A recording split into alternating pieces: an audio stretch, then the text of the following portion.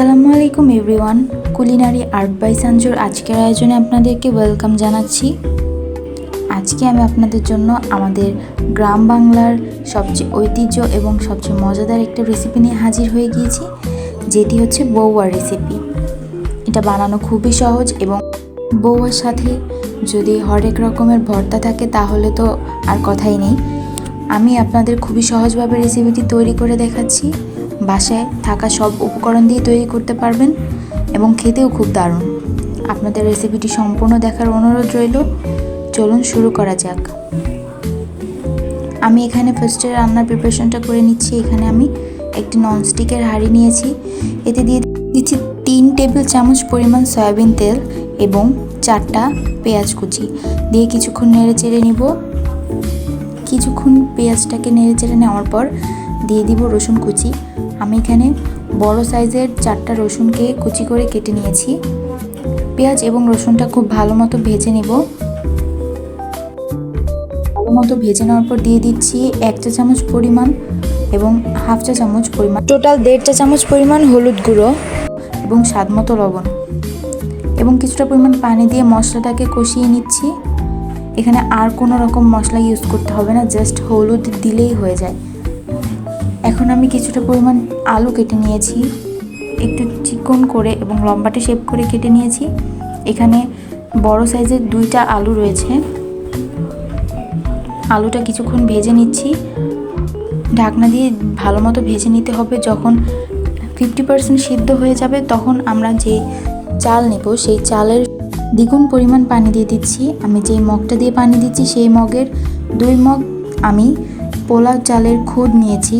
বউয়াটা খুদ দিয়েই বেশি মজা হয়, এই জন্য আমি 4 মগ পরিমাণ পানি দিয়ে দিচ্ছি। পানিটা ফুটে উঠলে আমি পোলাও চালের খুদ দিয়ে দিব। আমি আপনাদের দেখিয়ে দিচ্ছি পোলাও চালের খুদগুলো দেখতে কীরকম হয়। এবার পানিটা ভালো মতো ফুটে ওঠার পর আমি পোলাও চালগুলো দিয়ে দিচ্ছি। দিয়ে ভালো মতো নেড়ে চেড়ে ঢাকনা দিয়ে ঢেকে দিব এবং দিয়ে দিব স্বাদ মতো লবণ। পানিটা যখন একদম ফুটে যাবে, ফুটে আমাদের চালের সাথে একদম মাখা মাখা হয়ে যাবে, তখন আমি একবার নেড়ে দিব। একবার নেড়ে দিয়ে তারপর ঢাকনা দিয়ে রেখে দিব। এরপর আর কোনো নাড়াচাড়া করব না। এ পর্যায়ে দিয়ে দিচ্ছি 3-4টা পরিমাণ কাঁচামরিচ। কাঁচামরিচগুলোকে মাঝখান থেকে ভেঙে দিয়ে দিয়েছি।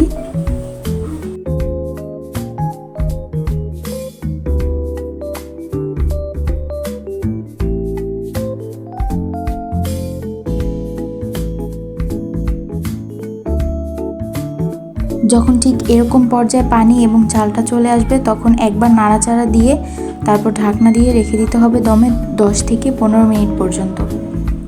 দেখুন এখনই কতটা পরিমাণ ঝরঝরে দেখাচ্ছে। আমি এবার ঢাকনা দিয়ে রেখে দিচ্ছি 10 থেকে 15 মিনিট। তৈরি হয়ে গেল গ্রাম বাংলার ঐতিহ্যবাহী বউয়া রেসিপি। আমি এর সাথে কয়েক পদের ভর্তা এবং লইটা শুটকি ভুনা দিয়েছি। এখানে রয়েছে লইটা শুটকি ভুনা, চ্যাপা শুটকি ভুনা, আলু ভর্তা, কালো জিরা ভর্তা, পেঁপে ভর্তা এবং দুন্দুর ভর্তা। আমার চ্যানেলে কালো জিরা ভর্তা, পেঁপে ভর্তা, চ্যাপা শুটকি ভর্তা এবং লইটা শুটকি ভুনার রেসিপি রয়েছে।